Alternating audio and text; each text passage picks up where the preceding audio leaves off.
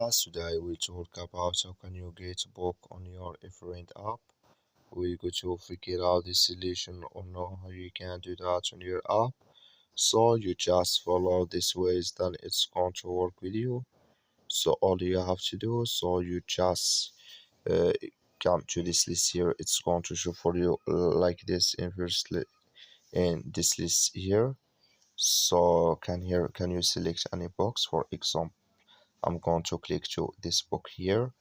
So then to start, you just click here on start trial here. Then it's going to take you to this list. Click here on start your free trial.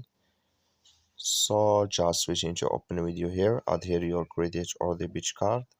Then here it's going to add with you here. Then you get this book on your app, on your Everend app. So that's all you have to do. That's all I wish you I give it. Thank you for watching.